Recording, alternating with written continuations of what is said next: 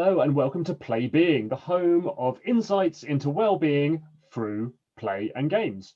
I'm Rob and I'm joined today by Natalie. Hello, Natalie. Hey there. So it's Mental Health Awareness Week this week in the UK, and we're going to be releasing one video each day until Friday, where we play a game and we talk a little bit about mental health in some little structured sections. Both Natalie and myself, we're mental health professionals, but this week we're also powerful Planeswalkers playing Magic the Gathering, the collectible card game. I've been playing Magic for a few years, but Natalie, you're a bit of a newbie, possibly one hand in the distant past, but that's about it. That's pretty much it. Very new to this. Played the odd game, and that sums it up. More of a D&D girl myself.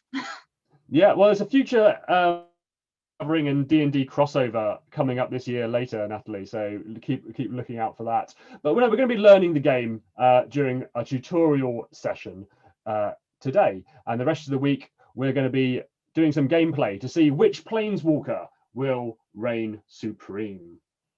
Magic the Gathering sees players or Planeswalkers battle to reduce their opponent's life totals to 0, usually starting at 20. It's been called the most complicated game ever, and that's a bit unfair. Some of the interactions can get very complex and specific to figure out, but the basic gameplay we're going to learn today should be quite straightforward. Players take it in turns, and each turn has 5 phases. First of all, the beginning phase. This starts with players untapping any tapped permanents on the battlefield. Then upkeep, which might trigger some particular actions. And finally, the draw phase, where the player whose turn it is draws a card from the top of their library, unless they're the first player to play in a 2-player match, in which case you don't get to draw a card the first turn. The next stage is called the first main phase, and players can play a single land each turn. This land is then used for resources to cast other spells. So they may choose to cast this land in their first main phase and possibly cast any spells that might affect the combat phase. Next comes the combat phase, where players would declare attackers, then anyone they're attacking would declare blockers, and finally the damage resolves. The next stage is the second main phase, where players get another chance to cast spells, and finally an end phase where any final end phase triggers would happen, and then any cleanup. Any creatures that have suffered damage but have survived would heal it at the end of each player's turn. We've both shuffled our decks, haven't we, Natalie? Yep. And we've rolled to see who's going to go first, and you have elected to go first, Natalie, having won the roll off. So we start by drawing a hand of 7 cards. There we go. Okay. If we're not happy with the cards, we can shuffle them back into our library, draw another 7, but we have to put 1 onto the bottom of the pile for each time we do that. So the first time we wind up with 6 cards at the end from putting 1 down. If we do it again, we only have 5 cards in our hand because we have put 2 back to the bottom. So you're going to start off our first turn, Natalie. So I am going to play 1 land. I am going to tap my land. And I am going to summon a Blister Split Gremlin. So your gremlin, there's 2 numbers in the bottom of your gremlin card there. What are they? So 1 and 1. So that means it's got an attack power, a power of 1, and a toughness of 1. That's its health. It being summoned at the beginning of this, this turn, it's got what we call summoning sickness. It can't tap itself or attack this turn. So is that all you're able to do on your first turn, Natalie? Pretty much, since my Blister Split Gremlin can't do anything right now. Okay, so if you're passing the turn, I will draw a card, because in the 2-player game, the first person to go doesn't draw a card, but the second person does begin that habit of drawing a card. And I'm going to play down my land for turn, which is going to be a forest, but I have nothing that I can play for my one forest. I'm going to pass the turn back to you, Natalie, but before that, we're going to have our first study break with Ruxa, the patient professor, who today has got some mental health statistics for us.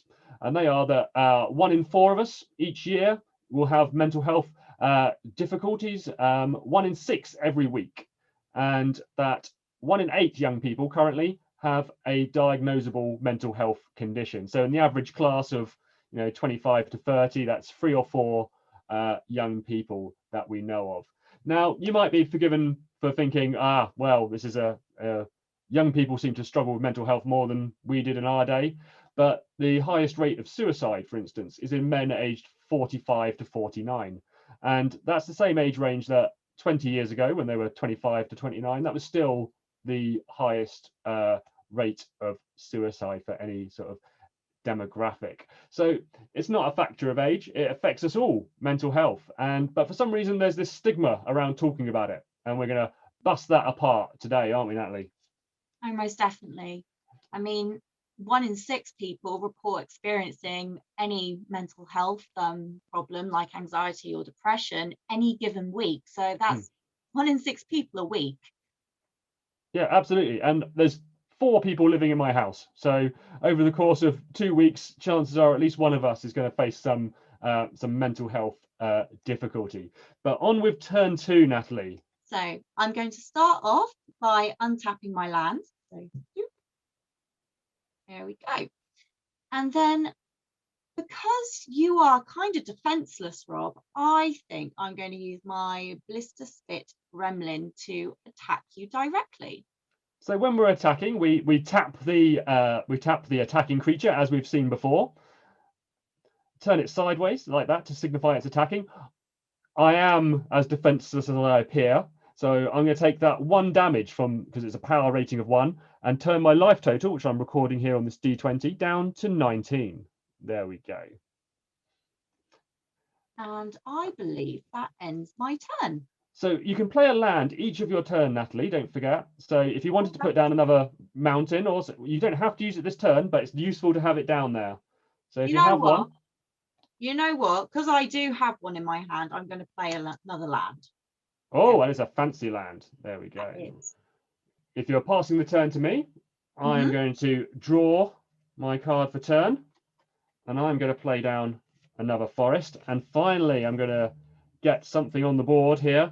I'm going to play down a Fee Snake, which has a power of 2 and a toughness of 1, but has a lovely ability called Reach, which means that it can block anything with flying as an ability. Normally, flyers can be blocked by other flying creatures or by creatures with Reach. So he's on the board, but summoning sick, so cannot attack you this turn.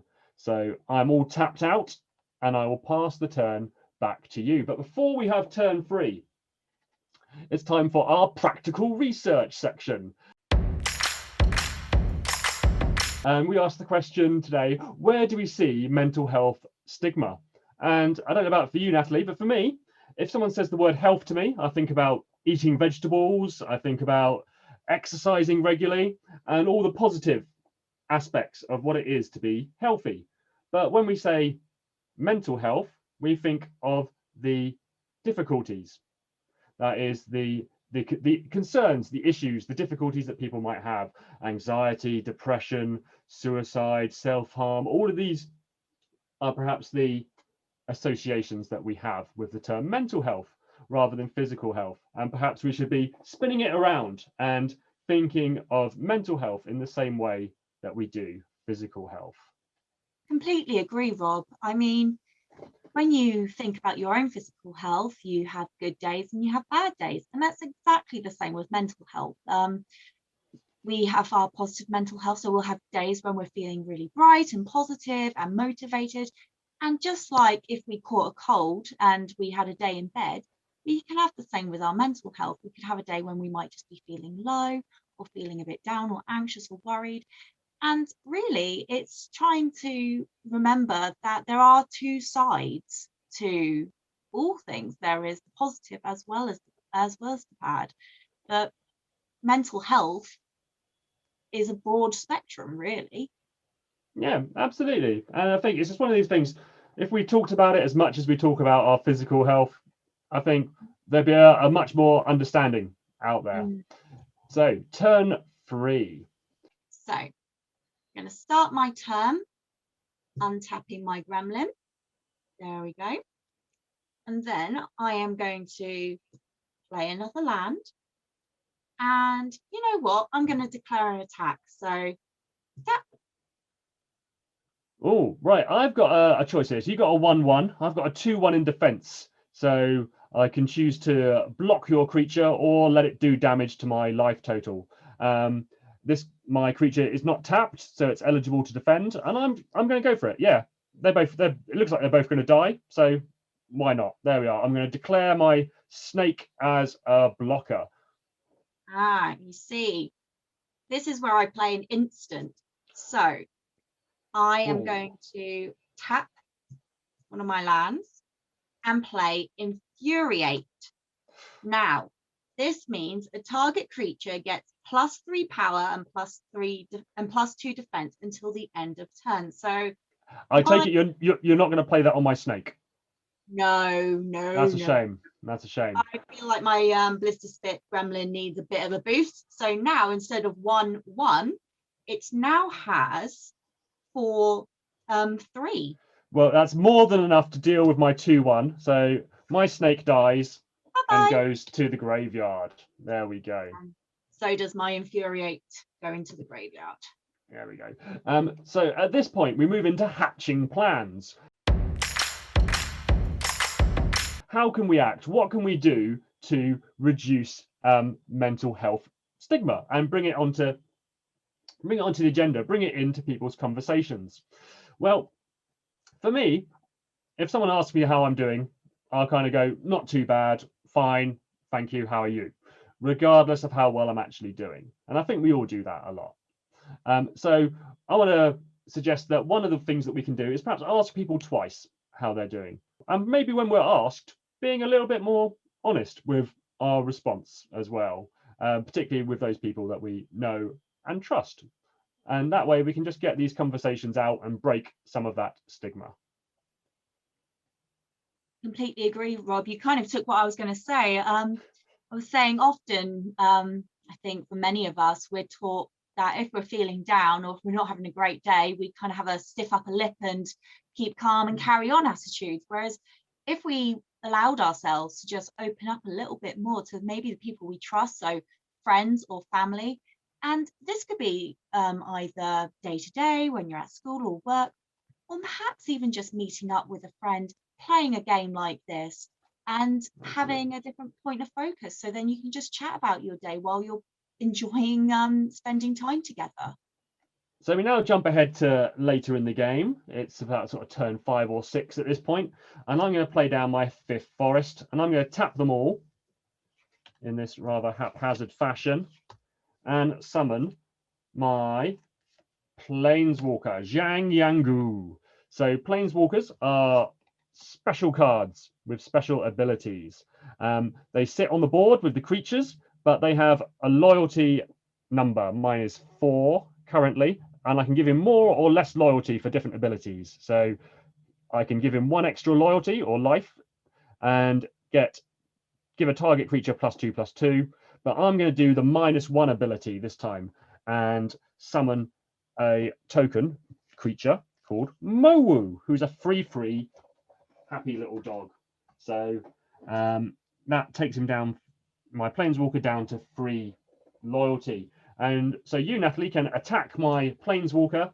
You can choose whether your creatures go for my dice or my Planeswalker if you wanted to get him off the table nice and quickly. I'm passing the turn to you because my dog is sick. Okay. So I am going to summon another land, and then I am going to tap all my lands. So 1, 2, 3, 4, 5, 6. Boop, boop, boop, boop, And I'm going to summon my own Planeswalker. I'm going to summon Chandra Flames Catalyst. Now, she has some interesting abilities. So I'm going to use, and she has 5 loyalty. So I believe I'm going to use her, her -2 ability. So this, you may cast the target red instant or sorcery card from your graveyard if that spell would be put into your graveyard's turn. So that means I get to resummon my Infuriate. Oh. And I am going to use that on my Pyroceratops, making it a +5/+5. Well, 5/5. 5/5, yeah. And I am going to So first of all, Natalie, you just need to tap down your Planeswalker loyalty dice. Oh, yes, I reflect your ability. There we go. And now, if you're moving to attack, you can decide which of your creatures is going where. Are they both going for my Planeswalker? Are they both going for my dice? Or are you going to split them? Or how are you going to split them? So I'm going to make my Pyroceratops attack your Planeswalker. And then I'm going to use my Blister Spit Gremlin to attack your life. Well, I care more about this dog than I do about my Planeswalker, so I'm going to use him to block and kill your Gremlin, and my Planeswalker is just going to take the 5 damage and go to the graveyard. So your Gremlin goes to your graveyard along with your Infuriate, because that's been cast. Oh no, your Infuriate goes into exile, doesn't it? It does. Yep. And so the game proceeds like this until one of our life reaches 0, and that brings us on to our final segment for today, our closing statement. And that is quite simply, be the first. Be the first to speak openly about mental health. Be the first to ask your friends twice how they are, to respond to the question, how are you, genuinely, or to reach out, as Natalie said earlier. If you've enjoyed the video today, please do like it and share it, and join us tomorrow for some real gameplay and some more well-being talk. Until then, bye-bye. Toodaloo.